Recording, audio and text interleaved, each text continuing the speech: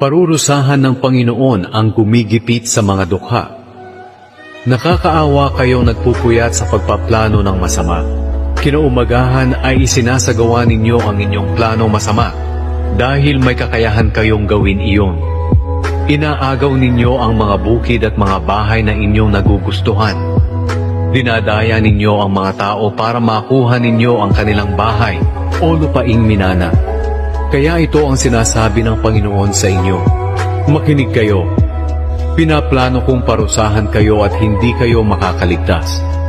Hindi na kayo makapagmamalaki dahil sa panahong iyon ay lilipulin kayo. Sa araw na iyon, kukutsain kayo ng mga tao sa pamamagitan ng malungkot na kasabihan. Lubusan na kaming nalipon.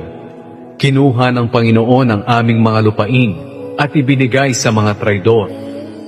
Kaya wala na kayong angkan na magmamana ng inyong bahagi sa oras na hatiin ng sambayanan ng Panginoon ang lupain na ibabalik sa kanila. Ngayon, pinapangaralan pa ninyo kami.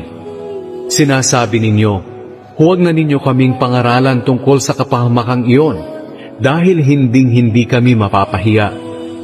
Bakit? Isinusumpa na ba ng Panginoon ang lahi ni Jacob?